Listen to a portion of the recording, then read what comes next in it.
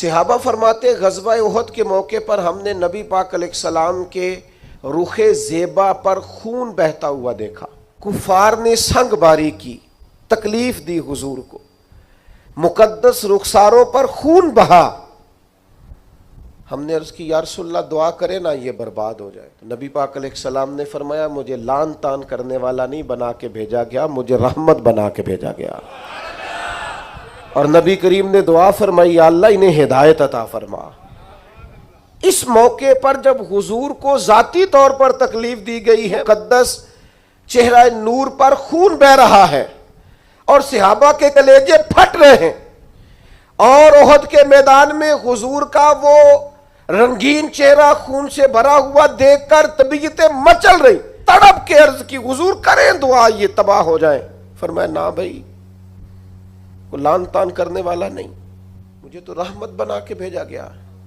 لیکن میرے عزیزو، غزوہ خندق کے موقع پر جب دشمنوں سے دفاع کرتے وقت نماز عصر مسلمانوں کی قضا ہوئی تو حضور نے ہاتھ اٹھا کے عرض کیا، کہا اے اللہ ان کے پیٹ آگ سے بھر دے جنہوں نے ہماری نماز عصر لیٹ کی، ہماری نماز لیٹ کر دی، صلاۃ وسطیٰ لیٹ کر دی۔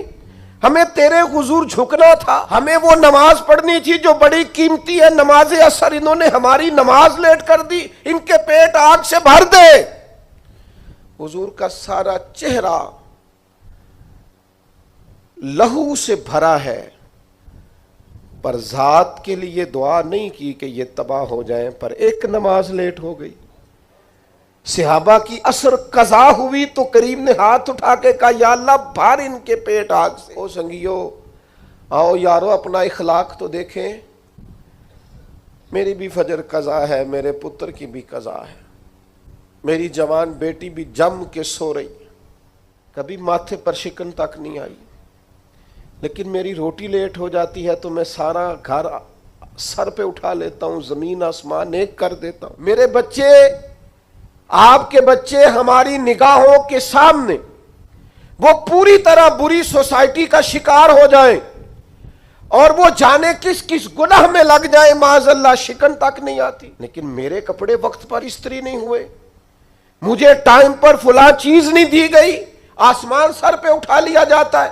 حضور نے تو ہمیں یہ اخلاق سکھایا ہے کہ لہو سے تیرا وجود بھی ذات کے لیے بھر دیا جائے، تو زبان سے لان تان نہ کرنا، یہ تیرے نبی کا طریقہ ہے۔